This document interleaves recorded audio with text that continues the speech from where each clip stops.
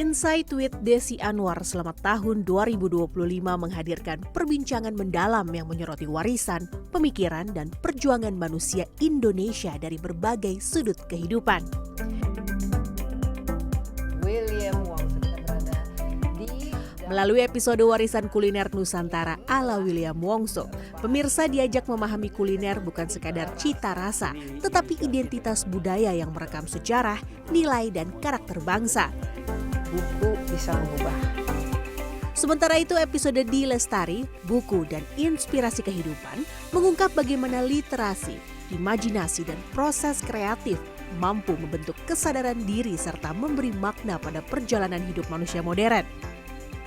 Dimensi sejarah dan memori kolektif juga menjadi benang merah kuat dalam episode menjembatani masa lalu, kini dan masa depan lewat museum. Episode ini menegaskan peran museum sebagai ruang dialog lintas generasi. Hal ini dipertegas dalam episode Dari Stovia Menuju Kebangkitan Bangsa yang mengulas bagaimana pendidikan dan kesadaran intelektual menjadi fondasi lahirnya nasionalisme Indonesia. Melengkapi keseluruhan narasi, episode Dari Rasa Takut ke Kekuatan, Perjalanan Melawan Kanker Payudara menyajikan kisah personal tentang keberanian, ketahanan, dan harapan, sekaligus mengingatkan pentingnya empati, kesadaran kesehatan, dan dukungan sosial. Kelima episode ini membentuk satu rangkaian refleksi tentang budaya, sejarah, kreativitas, dan kemanusiaan yang mengajak pemirsa tidak hanya untuk memahami masa lalu dan realitas hari ini, akan tetapi juga menumbuhkan kesadaran untuk melangkah ke masa depan dengan nilai, keberanian, dan kepedulian.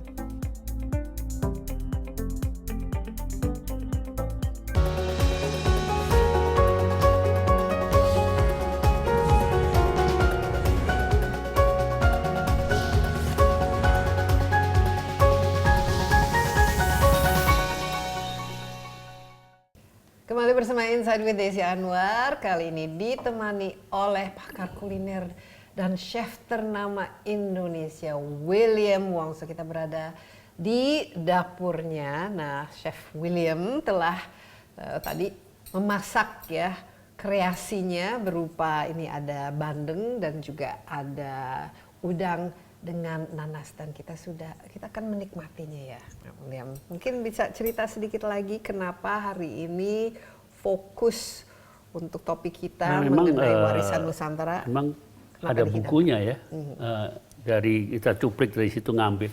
Itu kan banyak banget isinya ya, warisan Mustika Rasa. Ini inisiasi daripada presiden kita yang pertama, Soekarno. Dan kita harap sebenarnya presiden, semua presiden mulai dorong ya mengenai ini. Padahal presiden-presiden kita tiap hari juga makan makanan Indonesia gitu. Kenapa nggak menekankan pentingnya warisan budaya kuliner kita ini yang mungkin paling ragam dan ekstrim satu sama lainnya, satu daerah dengan lainnya, yang luar biasa. Ini lengkap, tebal sekali.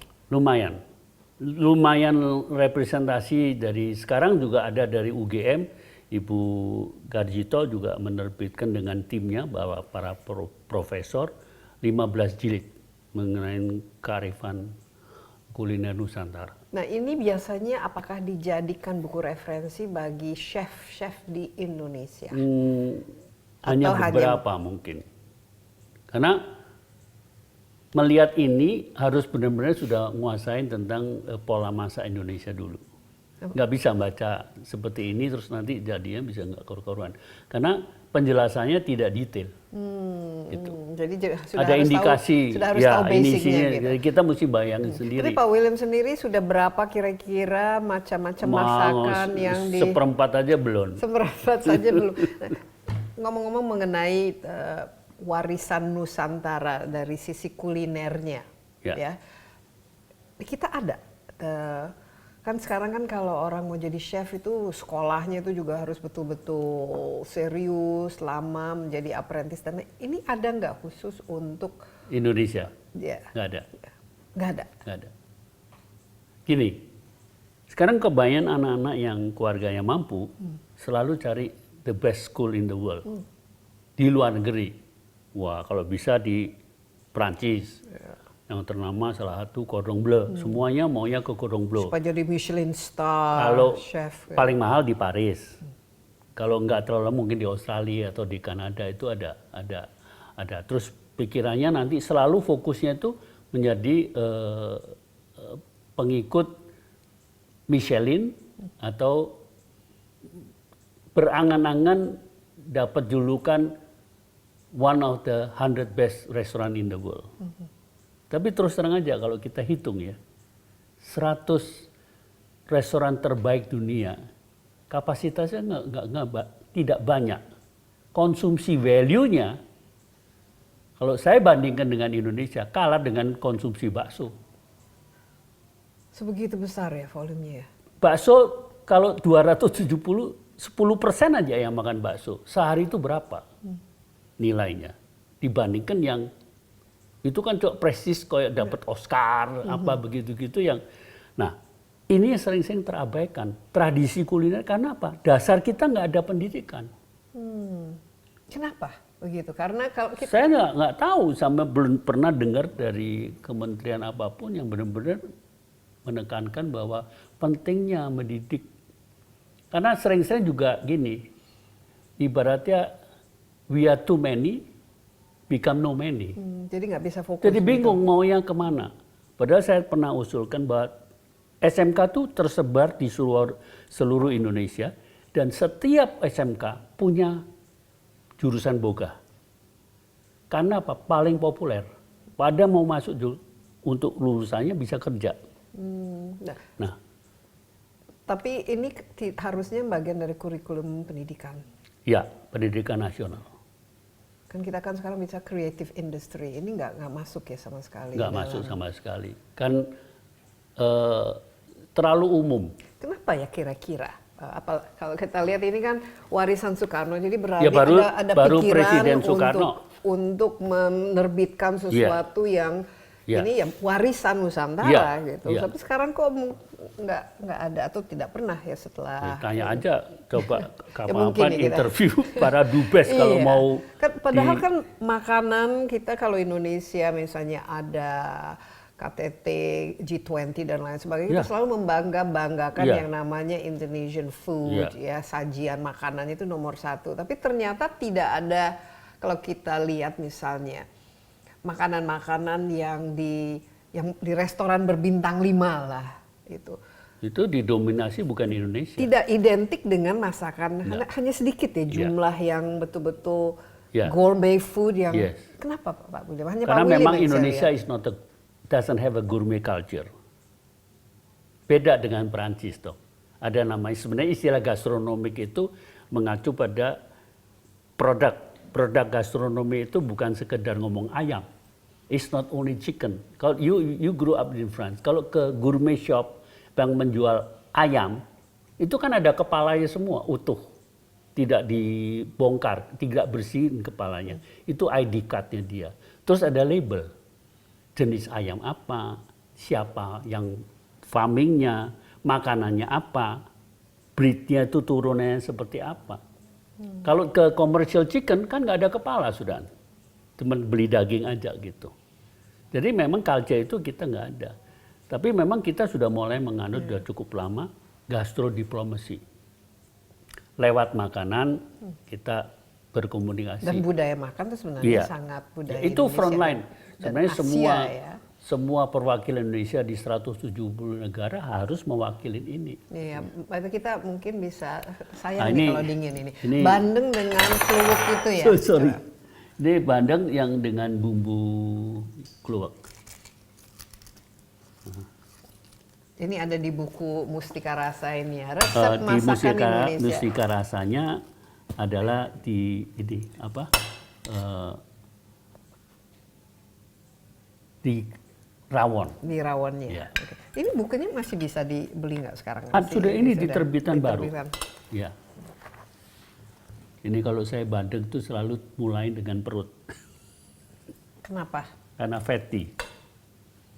Nah ini juga beras ini khusus beras ini. Ini namanya beras ungu, padi lokal. Dari atau istilahnya heritage rice. Padi ini bukan hibrida. Jadi dia udah diwarisan dari padinya ditanam di sekitar Prambanan. Jadi asli dari daerah itu ya, tidak ada. Jadi dari dulu itu bibitnya nggak pernah berubah. Dan tanamannya setinggi orang. Jadi padi yang nasi yang dimakan oleh nenek moyang kita. Jadi Iya, sama persis. seperti kita kan sekarang sering bicara mengenai ini harus ada program makanan bergizi gratis ya untuk anak-anak. Ini kalau kita hidangkan seperti ini kan nggak harus Mahal. ini mahal, terlalu mahal ya. Terlalu mahal. Kenapa terlalu mahal? Padahal kan ini semua lokal-lokal saja gitu. Ya karena budgetnya kan segitu. Kalau 10.000 ini nggak bisa.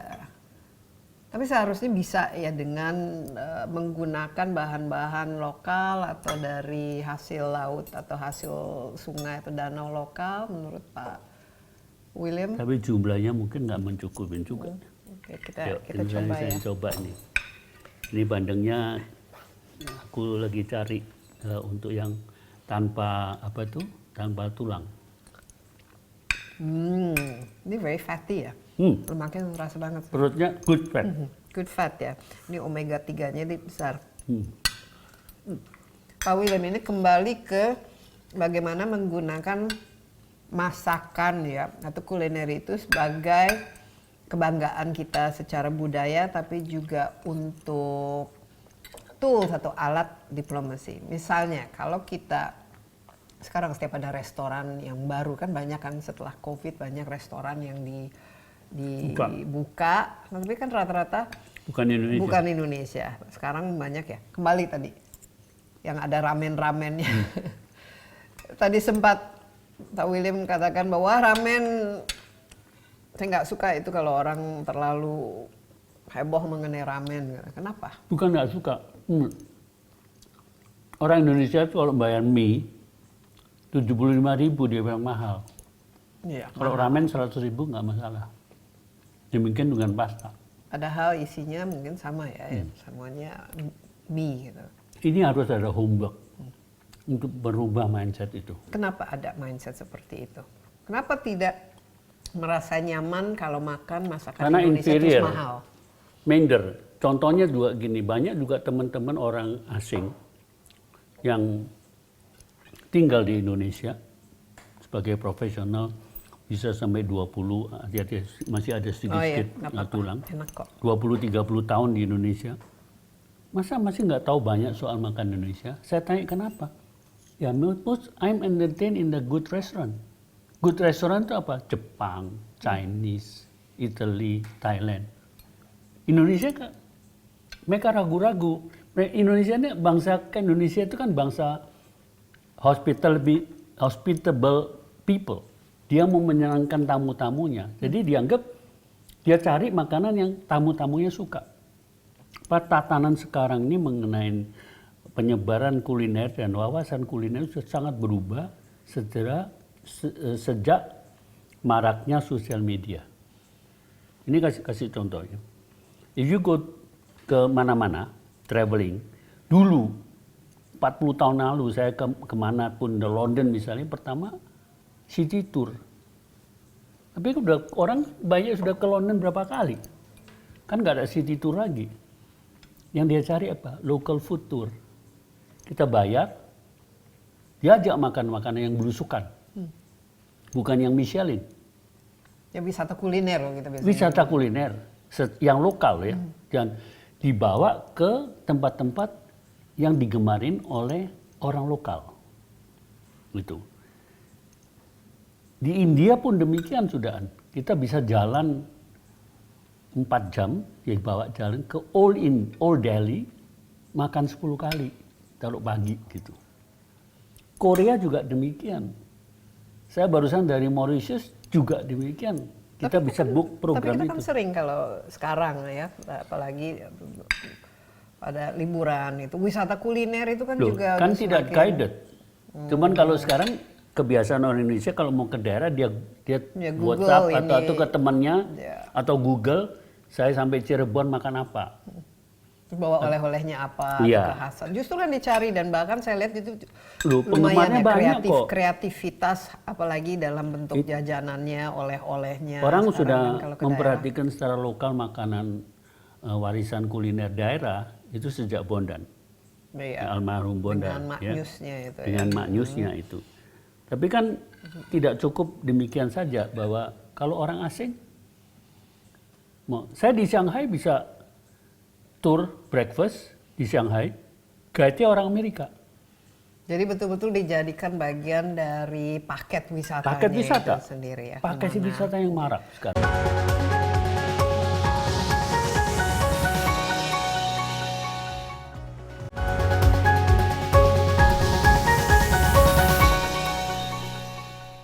Buku bisa mengubah bukan saja emosi, tapi can be life changing, mengubah kehidupannya. Buku apa saja? Give me 3 books di dalam perjalanan di Lestari yang mengubah sesuatu, yang membuat misalnya sedih menjadi bahagia, atau yang bisa membuat sendiri boleh merasa campur? berubah. Boleh. Boleh, nggak harus buku Indonesia aja ya? Buku apa saja. Buku apa saja. Justru mungkin ya, karena dunia ini bagusnya kalau kita bisa membaca dalam bahasa asing juga, membuka jendela dunia yang jauh lebih luas. Yang pertama saya harus menyebutkan Hujan Bulan Juni, Sapardi Djoko Damono. Saya baca tahun 94, masih ada somewhere di sini bukunya. Itu mengubah persepsi saya terhadap bahasa. Jadi begitu saya baca buku Sapardi, saya jadi tahu, wah ternyata bahasa Indonesia itu bisa seperti ini ya kekuatannya gitu. Dan itu mempengaruhi cara saya bikin lirik, mempengaruhi cara saya menulis gitu. Bagaimana menggunakan bahasa. Nah yang kedua, Ayu Utami, Saman. Karena bukunya ketika terbit tahun 98, itu memberanikan saya untuk kemudian menulis Supernova. Karena saya merasa, wah ternyata ada ya karya sekontemporer dan seberani ini dan diterima dengan baik oleh masyarakat gitu. Jadi dengan membaca buku Ayu itu saya jadi punya motivasi dan semangat untuk kemudian menulis pertama kali lewat Supernova. Dan yang ketiga, Self-Aware Universe dari Amit Goswami. Beliau seorang fisikawan, tapi dalam buku itu dia menghubungkan antara fisika kuantum dengan spiritualitas. Saya baca itu tahun 2000 dan it just changed my mind a lot. Itu kayak membuka mata saya dan sejak itu saya jadi sangat tekun menelusuri spiritualitas, buku-buku sains, dan itu juga salah satu rujukanku ketika menulis Supernova. Oke, kalau sekarang merekomendasikan khusus untuk Gen Z atau untuk your daughter, apa buku yang yang bukan saja bisa dipahami ya, dan nggak harus buku bahasa Indonesia, tapi bisa mengubah atau mengganti mindset. Aku akan memilih satu buku yang sangat praktis, dan ini buku yang membantuku kurang lebih ya sekitar 3-4 tahun terakhir lah ya gitu, dan masih relevan banget bukunya. Atomic Habits dari James Clear. Menurut aku itu buku yang bisa dibaca oleh segala usia karena bagaimana kita membangun habit ataupun kebiasaan itu akan menjadi fondasi kita untuk bidang apapun, minat dan ketertarikan apapun dalam hidup ini gitu. If you have the right mind and the right way to build a habit, you can go far. Gitu. Wow. Baca fiction atau lebih ke non-fiction? Ini saya menjawab ini dengan sedikit rasa bersalah karena aku kan sebenarnya penulis fiksi ya. But I must be honest, mungkin 80-90% bacaanku adalah non-fiksi. Karena bagiku hiburanku adalah mencari informasi. Ketika aku baca fiksi, kadang-kadang bawaannya menjadi menganalisis. Jadi sometimes it took away the entertainment element. Aku jadi susah terhibur karena jadi kemudian dia pakai struktur ini, caranya begini gitu loh. Mbak Desi, because I'm doing what they're doing gitu kan. Tapi kalau baca non-fiksi, saya benar-benar cuma fokus menyerap informasinya aja. Contohnya? Ya itu tadi bukunya, buku-buku spiritualitas, buku-buku science fiction, buku-buku sains, dan aku tuh random banget ya. Pernah sekali tergila-gila dengan buku-buku tentang ekologi, tentang penyelamatan bumi lewat jamur misalnya, mycelium running gitu kan. Itu juga akhirnya masuk ke dalam Supernova gitu. Jadi aku sangat suka informasi-informasi yang eklektik, campur aduk gitu. Pokoknya apapun yang aku rasa ini menarik, aku tidak tahu gitu. Atau tentang ancient civilization, I think we discussed this one time gitu kan. Itu juga salah satu topik yang membuatku penasaran dan tergila-gila. Dan ini bisa menjadi sumber inspirasi bagi buku-buku yang ditulis, atau inspirasi itu datang dari tempat-tempat lain? Sepertinya hampir semua buku yang kubaca itu dengan garis miring adalah bahan risetku sih gitu. Karena kadang-kadang aku justru mendapatkan inspirasi untuk menulis dari buku-buku non-fiksi yang kubaca. Misalnya ketika baca tentang mycelium, tentang fungi gitu ya. Itu, jamur. Iya, itu yang kemudian menjadi inspirasiku ketika menulis partikel supernova yang keempat gitu. Juga ketika aku sedang mengulik tentang dreamland, tentang istilahnya apa ya, astronot mimpi. Jadi orang-orang yang kemudian namanya oneironaut. Mereka itu yang kemudian menjelajahi dreamscape gitu. Itu kemudian menjadi inspirasiku di supernova kelima, gelombang gitu. Jadi banyak sekali bacaan-bacaan yang seemingly agak esoterik gitu ya. Esoterik itu, tapi kemudian masuk juga akhirnya ke dalam buku-buku yang kutulis. Tapi yang bacaan ringan seperti majalah, komik, atau yang lain-lain itu juga dibaca juga, atau? Aku jarang sekali baca majalah. Jarang sekali baca majalah. Mungkin kalau yang ringan, TTS ringan nggak, Mbak Desi? Aku seneng juga tuh ngisi TTS. Tintin atau Asterix, komik, waktu remaja iya. Ciklit. Waktu remaja iya. Kalau sekarang karena waktu untuk membaca juga sangat sedikit, jadi aku harus sangat selektif untuk waktu memberikan. Membacanya sangat sedikit. Sangat sedikit, Mbak Desi. Terutama ketika aku lagi menulis. Kayak sekarang nih, gitu. Aku lagi nulis itu. Hampir semua waktu luangku kuhabiskan untuk itu berapa menulis. Jam kalau menulis setiap hari? Rata-rata. Mungkin kalau ngetiknya aja itu bisa 2-4 jam, tapi sisanya dalam melamunkan cerita tersebut. Mau dibikin apa ya, mau dibawa kemana ya gitu. Sometimes it took longer. Itu lebih lama daripada nulisnya sendiri. Gitu. Ini pagi, siang, sore, atau kapan? When does your muse come and visit you? Aku selalu berusaha merutinkan di pagi hari, karena menurut aku itu adalah kondisi otakku terbaik. Cuma ya kadang-kadang kan ada olahraga, ada apa gitu ya. Tapi biasanya setelah jam 6 sore aku udah berhenti. Nah, sebelum jam 6 sore that would be like my prime time untuk menulis. Okay, novels or short stories? Novels. To read or to write? You prefer novels, lebih suka novel? Lebih suka novel. Termasuk Kalau baca menulis. sebetulnya oke-oke aja baca cerpen, tapi I'm always inclined to novel ya. Mungkin karena ada struktur dan juga world building. Sesekali aku suka nulis cerpen, kan tanpa rencana juga kumpulan cerpen kan. Tapi buat aku itu kayak proyek rekreasi. Forteku ada di novel. Gitu. Okay, romance, thriller, or Science fiction. science fiction? Iya, ya, aku lebih suka science fiction.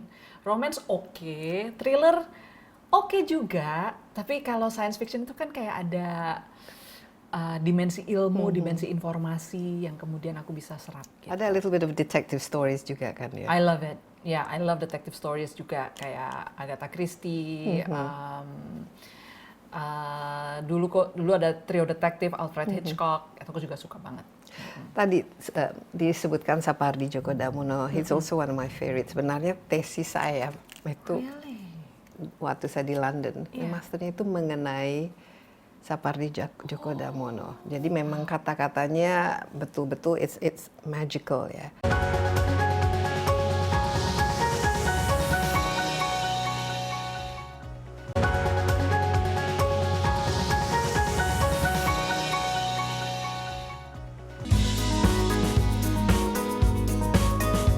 Nah ini dalam rangka 130 tahun Pithecanthropus. Dan ini baru pertama kalinya fosil-fosil asli dipamerkan dalam 130 tahun ini.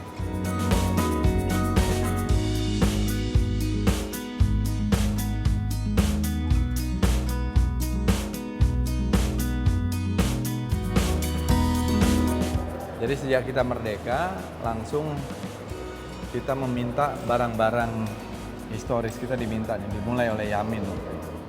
Terakhir Arca-arca. katanya mereka justru mengembalikan dengan sukarela ya, yang Iya, di semua Belanda. sukarela, Semua harus sukarela. Masih ada yang tersisa di Belanda, Pak Fadli? Masih banyak. Masih banyak. Banyak sekali. Jadi ini nanti apa rencananya ke depan, satu persatu mau dikembalikan? Satu persatu kita atau... minta, saya juga sudah bicara dengan Wakil Menteri Kebudayaan Belanda, bahkan keris-keris bersejarah, keris yang Teku Umar, keris yang Diponegoro, ada kerisnya Sultan-Sultan di Jawa, Hamengkubuwono, Pakubuwono, kita minta kembali. Saya dari hari pertama jadi Menteri Kebudayaan, saya bilang kita harus reinvent Indonesian identity. Reinvent Indonesian Identity, reinventnya seperti apa? Mungkin kita sambil Iya. duduk ya. Oke. Kembali bersama Insight with Desi Anwar, kali ini di Museum Nasional saya ditemani Menteri Kebudayaan kita, Pak Fadli Zon, dan kita sambil lihat-lihat ini. Iya, Museum Nasional yang harusnya menjadi kebanggaan kita semua, tapi ini sepertinya masih belum 100% selesai ya Pak Fadli? Gimana? Masih dalam proses penyelesaian ya, mudah-mudahan kita akan percepat, karena memang proses ini sudah cukup lama, sejak 2013 sebenarnya. Nah, kita berharap kita akan percepat ini, akselerasi untuk penataan koleksi juga.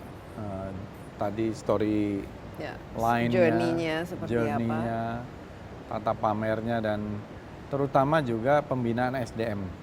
Pembinaan SDM untuk tour guide-nya, kuratornya, edukatornya, dan juga kalau kita lihat penataan informasi-informasi biar lengkap itu, Mbak Desi. Biar lengkap dan menarik dan interaktif juga kan Interaktif. ya. Apalagi kalau kita di sini mungkin banyak anak-anak sekolah yang Betul. datang ke sini ya Pak Fadli.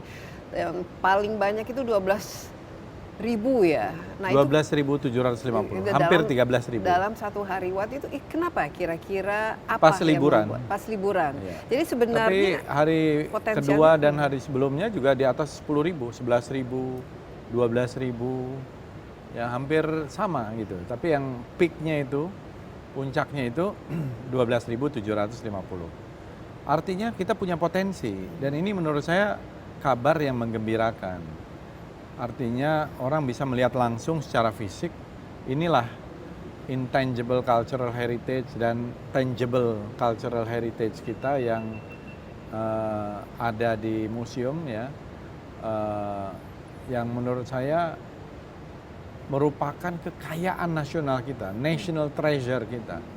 Dan kalau kita lihat di sini, kita bangga menjadi orang Indonesia. Ini harus ada national pride atau nation's pride kita, itu berangkat dari kekayaan budaya, keberagaman kita, dan ekspresi-ekspresi budaya yang luar biasa yang tergambar sedikit banyak dari koleksi-koleksi museum kita yang merupakan masterpiece. Iya. Gitu. Saya lihat Pak Fadli ini kan sangat-sangat tertarik terhadap sejarah ya, dan paham sekali, dan kita lihat tadi koleksi buku dan bacaannya khususnya mengenai ya prasejarah di Nusantara ini. Sebagai sekarang menjadi Menteri Kebudayaan ini pertama merasa cocok nggak ini sebagai tugas ini, sesuai ya. dengan passion berbicara dengan hati? Sebenarnya sesuai dengan Sesuai. passion saya, karena sebenarnya saya ini orang budaya yang masuk politik, bukan orang politik yang masuk ke bidang kebudayaan.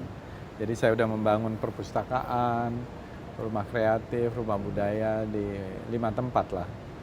Dan memang saya dari dulu mencintai heritage Indonesia dan ekspresi seni budaya kita, termasuk film, musik. Musik juga saya mengumpulkan kaset, ada 29.000 kaset Indonesia. Rumahnya seperti museum juga dong kalau begitu. Iya, ada vinyl, 13.000 vinyl Indonesia. Wow. Master musik. Wayang, saya juga jadi kolektor terbesar lah, 8.000 wayang. Kemudian fosil, numismatik, stamps, pokoknya segala macam yang berbau heritage Indonesia. Jadi ya bagi saya ini sesuatu yang menarik, challenging, dan karena kita bisa membandingkan juga dengan negara-negara lain, ya kita bisa tahu apa yang perlu dan harus kita lakukan. Jadi lebih sekarang bukan saja hobi, tapi ditugaskan harus menjaga, merawat, melestarikan, memajukan ya budaya kita. Pasti ada strateginya, yang apalagi dari seseorang yang memang sangat passionate ya dengan heritage. Ya, selain museum, kita kan punya cagar-cagar budaya yang banyak sekali, Mbak. Puluhan ribu cagar budaya kita itu. Tapi cagar budaya nasional masih 228. Tapi potensinya puluhan ribu, ya, luar biasa. Kemudian juga warisan budaya tak benda atau intangible cultural heritage kita. Yang di tingkat nasional itu yang sudah terdaftar itu 2.213. Di UNESCO kita sudah inskripsikan sekitar 16. Nah, potensinya sekali lagi yang intangible cultural heritage juga luar biasa banyak. Jadi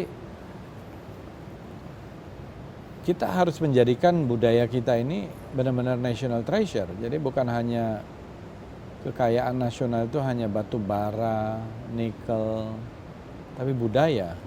Dan memang harus ada kesadaran. Budaya inilah yang menurut saya akan menjadi modal besar kita. The power of culture gitu ya.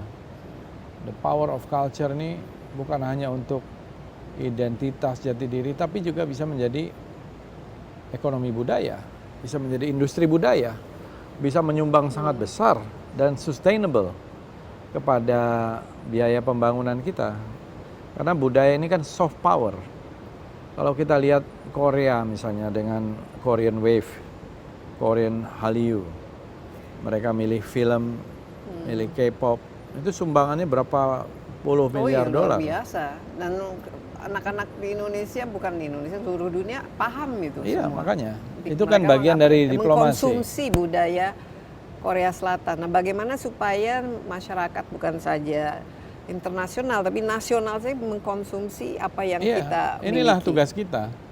Jadi mungkin lebih ke strateginya. Kita kan tadi ada yang tidak benda, yang intangible sama tangible, ya. Kita juga ada yaitu ragam budaya, ragam bahasa, tradisi, tari-tariannya, tapi ada yang seperti kita lihat sini benda-bendanya. Ini banyak sekali yang seperti pakaian dan lain. Ini bagaimana Pak Fadli? Pertama, menurut saya memang ada pelestarian, pelindungan di situ. Tapi yang lebih penting adalah pengembangan dan pemanfaatan dan pembinaan. Jadi pemanfaatan ini dari modal budaya yang kita miliki, cultural capital kita, ini harus dimanfaatkan semaksimal mungkin tadi. Nah, tentu harus berangkat dari manusia, dari orangnya dulu.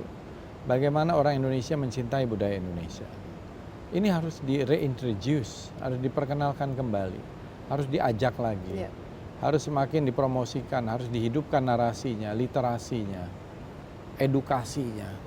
Lalu kalau kita lihat, yang paling penting juga adalah bagaimana pop culture yang ada di kita itu, apakah di film atau musik, ini yang harus kita benar-benar kembangkan, karena ada perintah dalam konstitusi kita pasal 32 Undang-Undang Dasar 45, negara memajukan kebudayaan nasional Indonesia di tengah peradaban dunia. Jadi kita diperintahkan untuk ikut berkontribusi bagi peradaban dunia. Saya melihat bahwa pop culture kita nih luar biasa. Film kita ekosistemnya semakin maju.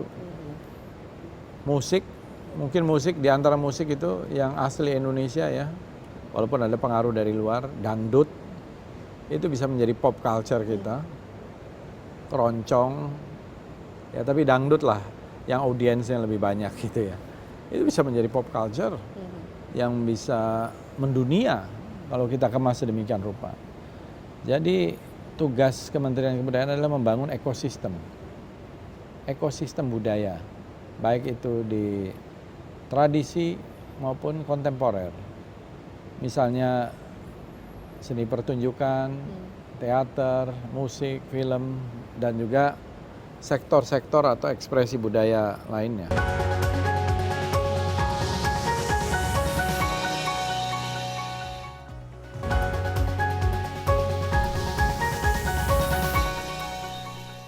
Untuk lebih mengetahui mengenai Museum Kebangkitan Nasional ini dan juga sejarah di balik Hari Kebangkitan Nasional ini, kita akan jumpai seorang yang kita harapkan bisa memberikan penjelasannya lebih mendalam lagi. Halo Pak Nurhozin, apa kabar? Siang, Mbak Desi. Ini Pak Nurhozin sebagai penanggung jawab Museum Rumah Bersejarah ya. Betul, Pak Mbak. Hozin. Ya.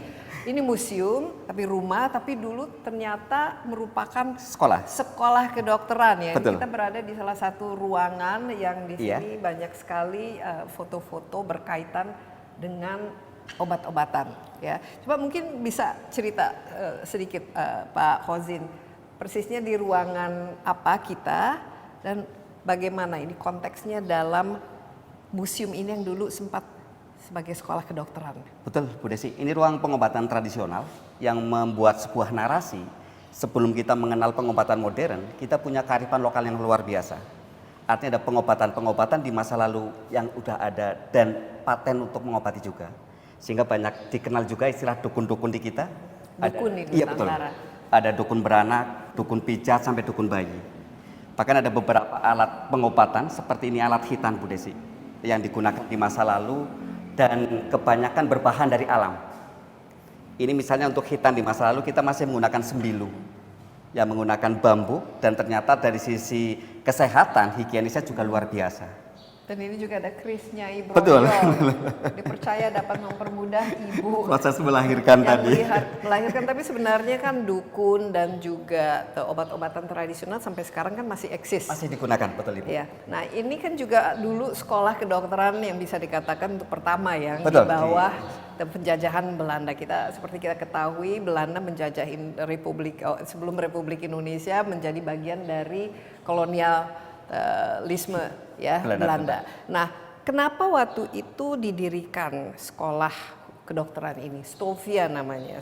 Jadi ada beberapa latar belakang bahwa di sebelum Stovia kita mundur ke belakang, Bu Desi. Di 1851 sebenarnya beli sekolah dokter Jawa yang lokasinya yang sekarang menjadi Rumah Sakit Pusat Angkatan Darat RSPAD Gatot Subroto dengan nama Sekolah Dokter Jawa. Karena jumlah siswanya terus bertambah dan mengganggu aktivitas kedokteran, maka dibangunlah gedung baru di sebelahnya yang kemudian dikenal dengan Stovia, School Thought of Leiding van Inlandse Artsen.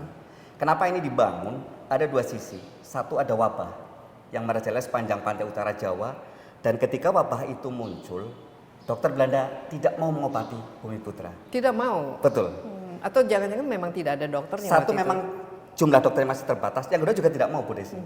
Kemudian di satu sisi, pribumi ini yang dimintakan tenaganya untuk mengelola perkebunan. Sementara kalau sakit mereka nggak bisa bekerja, maka alternatif yang paling murah dibangunlah sekolah kedokteran di sini. Harapannya bisa mengobati Bumiputra, kemudian Bumiputranya bekerja di perkebunan Belanda yang hasilnya untuk Belanda. Iya, jadi ini cara-cara Belanda bukan untuk mendidik ya Betul, Indonesia, awalnya. tapi justru untuk memastikan bahwa para pekerja kebun itu sehat dan sehingga bisa mereka bekerja. bisa terus bekerja menghasilkan hasil bumi yang akan dibawa ke Belanda. Betul. Gitu ya. Tapi bagaimana ini dibentuk dan siapa-siapa yang akhirnya jadi pelajar di sini, berapa lama dan apa-apa saja yang diajarkan kepada Jadi mereka? ada beberapa modifikasi, ada semacam perubahan kurikulum, Bu Desi. Ketika nanti sekolah dokter Jawa, itu durasi sekolahnya hanya 2 tahun. Untuk masuk, cukup menguasai bahasa Melayu. Kemudian ketika menjadi Stovia, itu sudah harus menguasai bahasa Belanda. Sehingga lulusannya yang bisa masuk ke sini adalah lulusan Jeroen School atau SD ya kalau sekarangnya. Ya. Sehingga yang luar biasa di gedung ini, pendidikan dokter di masa itu pelajarnya adalah anak-anak belasan tahun. Dan mereka lah yang menggagas Indonesia. Jadi belasan tahun mereka sudah dipercayai untuk belajar ilmu kedokteran dan setelah itu bisa praktek ya? Betul. Setelah 3 tahun? Iya, bukan 3 tahun Bu Desi. 3 tahun nanti yang sekolah dokter Jawa, ketika Stovia awalnya 1875 7 tahun, kemudian di 1912 menjadi 9 tahun. Jadi 9 tahun, Iya. Wah jadi jauh lebih profesional ya mereka ini. Sekaligus ini untuk menjawab kritik, karena beberapa dokter Belanda sedikit ada kecemburuan ketika dokter Bumiputra lebih dipercaya sama Bumiputranya sendiri. Iya. Sehingga mereka membuat narasi dokter Bumiputra tidak kompeten. Oh begitu. Ternyata banyak sekali yang kompeten. Buktinya apa? Banyak yang lulusan Leiden juga setelah lulus dari sini. Iya, dan ini dokter-dokternya didatangkan dari Belanda atau siapa-siapa saja yang mengajarkan? Untuk pengajarnya dari Belanda, tapi nanti ada asisten lerah atau asisten pengajar yang diambil dari pelajar terbaik di masa itu, yang lulusan terbaik. Dan salah satunya adalah Rajiman Widyodiningrat, pernah menjadi pembantu pengajar di sekolah ini. Iya, jadi minimal usia yang masuk ke sini, sekolah ini berapa waktu itu? Jadi tidak batas minimal usia Bu Desi, lebih ke syarat. Satu adalah Bisa lulusan bahasa- Euroverslager School yang tentunya sudah bisa bahasa Belanda. Ya, jadi berarti sebenarnya kalau sudah lulus itu sudah agak cukup elit lah istilahnya. Ini kan sudah terpelajar ya Betul. mereka.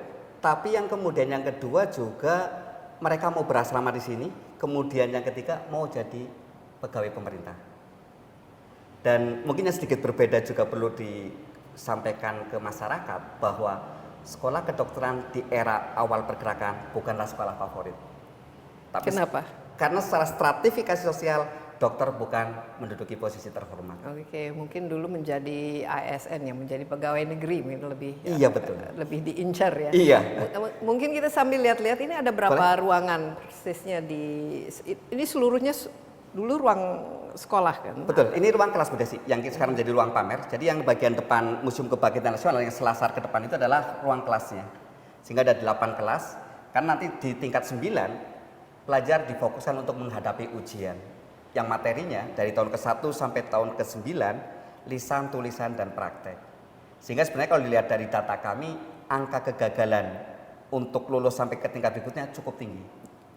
Karena Memang disengaja Bukan, Bu. tidak diluluskan atau pelajar yang tidak memenuhi syarat minimal nilai 5, angka 5, mereka akan dikeluarkan. Oh, langsung dikeluarkan. Iya. Tapi dari segi biaya dan lain sebagainya, Nur Hozin siapa yang ini? Lah ini yang salah satu menjadi penyebab kenapa kelas menengah ke bawah ingin sekolah di Sofia, karena beasiswa dari pemerintah. Bisa mendapatkan beasiswa pemerintah ya. Betul. Waktu itu pemerintahnya pemerintah Belanda. Hindia Belanda ya. Dari didirikan ya, sekolah ini didirikan tahun berapa? Ini berdiri 1902 Bu Desi. Karena 1902. sebelumnya tadi, ya untuk Stofianya ya. Ya. Karena sebelumnya sekolah tadi saya sampaikan sekolah Sudah, dokter sekolah Jawa, dokter Jawa itu sudah ada. 1851, kemudian pindah ke sini 1902.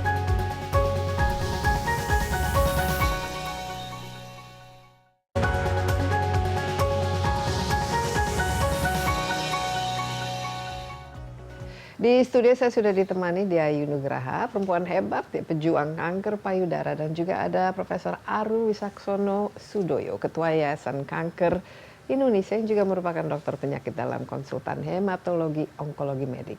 Untuk membahasnya, halo Prof. Aru, apa kabar? Baik. Dan halo Mbak Dea, apa kabar? Baik. Bagaimana kesehatannya sekarang? Alhamdulillah baik.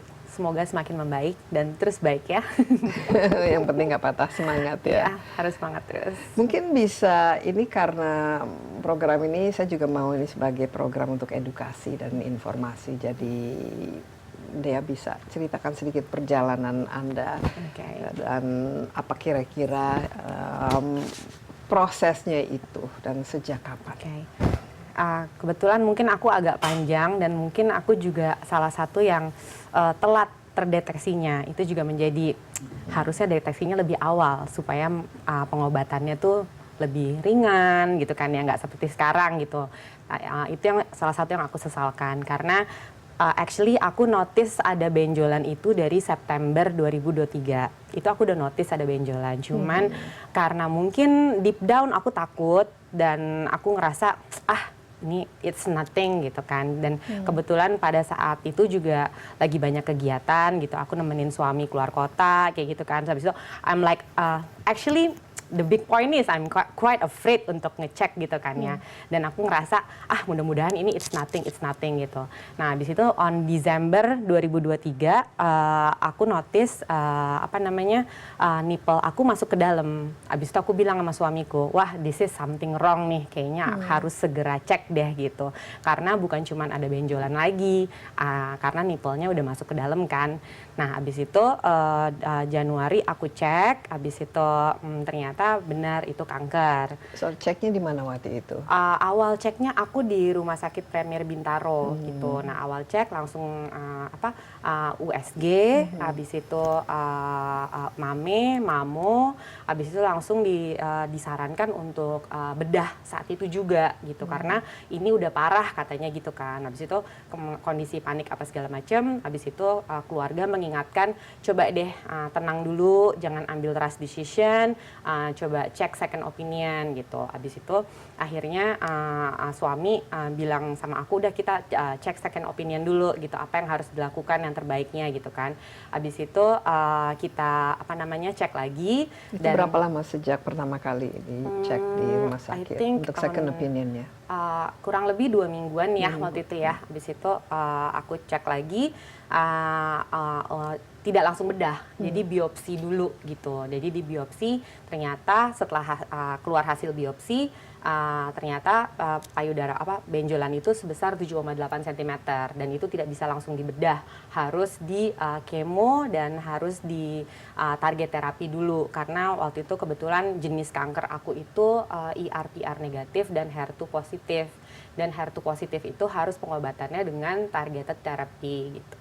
Jadi abis itu setelah itu akhirnya aku menjalani kemoterapi selama 6 kali, selesai itu dan target terapi juga 6 kali dulu, baru abis itu aku operasi. Setelah operasi lanjut radiasi 15 kali, abis itu lanjut lagi setelah itu targeted terapi lagi 18 kali.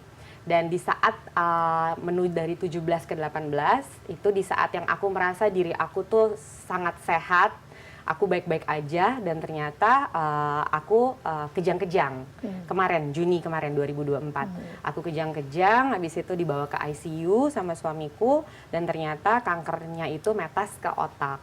Nah, tapi katanya sih dengan jenis kanker aku itu memang quite common untuk metas ke otak seperti itu. Jadi sekarang aku menjalani lagi pengobatan untuk kemoterapi. Kemoterapi lagi, tapi sebelum itu aku sudah radiasi kemarin 5 kali, lalu sekarang kemoterapi dan targeted terapi. Katanya sih, kata dokter akan sampai 28 kali, tapi hopefully tidak akan sampai sebanyak itu, karena obatnya pun harganya juga amazing, mahal sekali, karena itu katanya ke otak, jadi memang harganya mahal.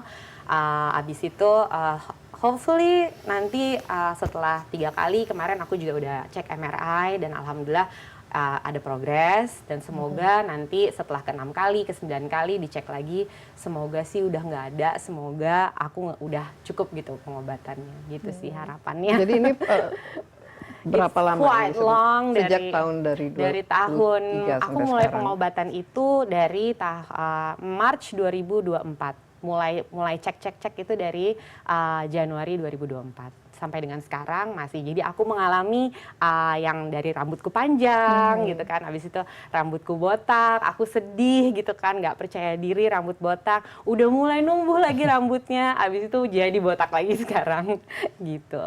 Cuman it's okay, it's a journey. Aku tetap semangat karena tetap semangat ya. Harus tetap semangat. Tapi karena energinya seperti apa sekarang? Oke, the energy it's quite different dengan kanker payudara, dengan yang sudah metas ke otak. Karena waktu kanker payudara itu, I feel like I have a lot of energy. Walaupun aku setelah kemo gitu, I can do a lot of exercises, aku bisa nge-gym, aku bisa seharian itu aku full, karena aku orangnya aktif ya. Jadi aku tuh bisa 1 hari aku bisa nge-gym, aku bisa olahraga yang lain, dalam 1 harian itu aku bisa olahraga terus gitu. Cuman kalau untuk sekarang dengan pengobatan yang yang metas ke otak ini, karena salah satu efek dari obatnya itu adalah fatigue, membuat agak lemes gitu ya, capek. Jadi now for one day aku tuh harus memilih kegiatan. Jadi aku nggak bisa misalkan dalam 1 hari itu pagi gym, siang pedal, sore gym lagi, nggak bisa kayak gitu. Jadi aku kayak harus pilih, harus pilih salah satu. Tapi diperbolehkan untuk olahraga yang begitu? Actually sih nggak masalah. Dokternya juga nggak, dokternya juga. Ini ada dokternya. I have to take things slow sih ya, nggak boleh yang terlalu kardio terlalu berat gitu kan. Tadi aku tuh emang suka banget yang kayak body combat, yang kayak gitu angkat beban gitu kan. Cuman sekarang aku harus pilih salah satu. Aku suka lari gitu kan. Biasanya tuh aku dalam satu hari tuh aku bisa melakukan semuanya itu gitu kan. Cuman kalau sekarang nggak bisa. Jadi kayak I have to listen to my body. Jadi kayak dalam satu hari ini mau apa nih kegiatannya gitu. Jadi dipilih kayak gitu. Yang penting kan olahraga gitu kan. Yang penting my body moving gitu. Karena kalau aku ngerasa kalau misalkan aku nggak ngapa-ngapain di rumah aja jadi berasa semua gitu loh sakitnya loh Prof. Kalau misalkan aku keluar ada activity gitu, ketemu sama orang gitu kan. Abis itu I keep my body moving gitu kan. Jadi rasa badan aku enak. Even sekarang pun aja misalkan aku tahu nih kayak hari ini kan mau ada acara kesini, jadi pagi aku nggak bisa ngapa-ngapain nih, tapi I keep doing exercise at home. Misalkan aku sekarang lebih banyak exercise-nya tuh latihan pernafasan, meditasi, yoga, yang lebih ke situ sih gitu. Ya untuk menjaga moodnya juga. Yes, betul. Saya lihat ini dia orangnya semangat, cheerful, dan ada masa-masa yang merasa down atau Of course banyak ada masa-masa down, apalagi at the beginning kan aku namanya manusia ya, apalagi yang benar-benar buta akan cancer. Kita kan taunya kalau kena cancer it's the end of the world, yang aku bakalan udah kayaknya will not survive gitu kan. Apalagi kalau misalkan kayak film-film TV-TV kan selalu pasti mamahnya meninggal cancer gitu kan. Jadi aku kayak ngerasa sedih banget. Tapi at that time waktu itu aku lagi bareng ngumpul, lagi sholat bareng sama suamiku sama anak-anakku. Habis itu lagi berdoa, tiba-tiba aku tuh nangis. Aku nangis. Habis itu anak-anakku ngeliatin aku, "Mama kenapa nangis?" gitu kan. Terus aku bilang, Mama have cancer." Habis itu aku nangis. Habis itu anak-anakku ngeliat aku tuh nangis kayak gitu sedih, mereka juga ikutan nangis gitu, malah mereka nangisnya makin kencang gitu kan. Jadi aku sadar bahwa wah, ngeliatin mereka nangis tuh lebih sedih loh daripada aku menyedihkan penyakit aku. Jadi aku harus semangat, aku harus berjuang demi mereka, apalagi anak-anakku juga masih tergolong masih kecil-kecil gitu kan. Jadi I have to fight gitu. Jadi karena mereka juga aku punya kekuatan, apalagi aku punya anak perempuan, I want to show her that sebagai perempuan ini kita kuat, kita bisa menghadapi segala apapun, pasti kita bisa gitu.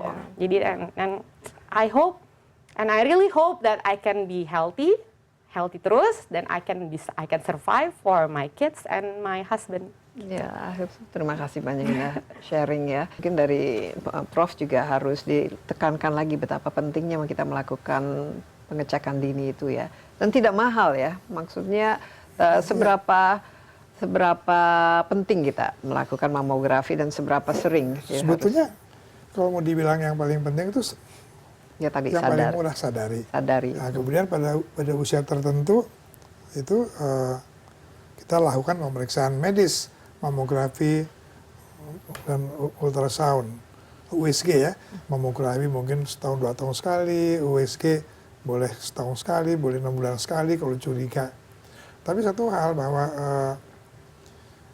deteksi dini itu jauh lebih penting daripada mengobati. Ya. Prevention is better than cure kalau bahasa di kampung saya. Tapi satu hal juga bahwa prevention dalam arti gaya hidup memang penting sekali, tapi untuk menemukan kanker dalam deteksi dini itu yang merupakan pesan dari kami. Itulah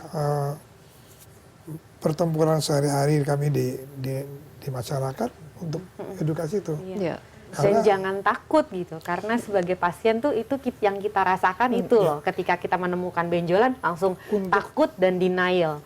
Gitu. Bukan hanya benjolan, untuk datang ke tempat deteksi dini pun banyak yang takut.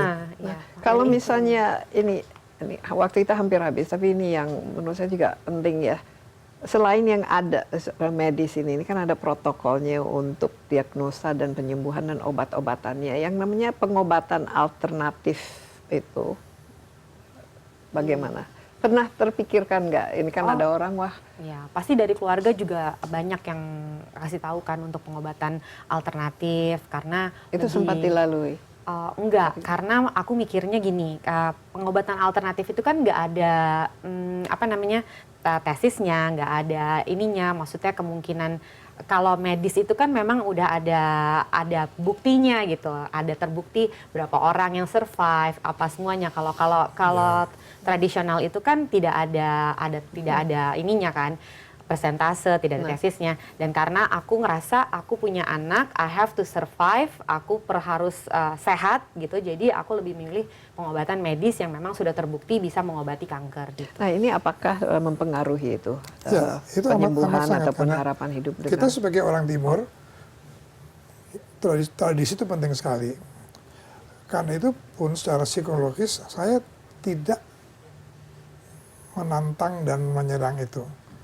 Jadi pesan saya ke pasien saya adalah silahkan mau makan daun apapun kecuali daun pintu. Tapi jangan tinggalkan pengobatan utama. Itu namanya komplementer. Jadi komplementari ya. Jangan kalau alternatif berarti belok kanan, yang kiri ditinggal. Jadi saya bilang tolong jangan ditinggal obat. Dia mungkin ada, saya lihat kan dia juga aktif ya di sosmed. Kira-kira pesan yang paling penting dari perbincangan kita supaya ya ini juga bagian dari edukasi dan informasi apa? Pesan aku sih untuk semua wanita Indonesia, jangan takut, jangan sampai seperti aku yang telat ngeceknya, karena telat pengecekan itu, karena aku takut, karena aku terlalu lama denialnya, jadi aku harus melalui pengobatan yang panjang, berat, dan mahal. Kalau misalkan dari awal aku langsung cek, dari awal terdeteksi, deteksi awal, masih stadium 1, stadium 2, itu akan sangat mudah ya dok ya untuk pengobatannya, dan murah dan cepat. Itu aja sih, jangan takut, pengobatan sekarang sudah canggih, jangan takut kepada kanker. Prof, dari... Suatu kalimat aja, kanker dapat disembuhkan bila ditemukan dalam stadium dini. Itu yang dipegang gitu. Ya. Itu adalah moto dari YKI juga. Ya, sembuh. Kita nggak bicara apa sembuh. Ya. Tapi yang sudah stadium lanjut harus semangat juga dong dok, pasti bisa sembuh dong ya. Sembuh, tapi mungkin lebih lama. Lebih berat, betul. lebih mahal itu. Ya. Bisa. Bismillah ya. Ya, sekali lagi terima kasih Prof dan juga Dea. Ya, demikian Insight with Desi Anwar kali ini. Terima kasih juga atas perhatian Anda dan jangan lupa Anda juga dapat menyaksikan tayangan ini di cnnindonesia.com dan juga di YouTube CNN Indonesia Insight with Desi Anwar. Sampai jumpa, stay safe, stay healthy. Bye-bye.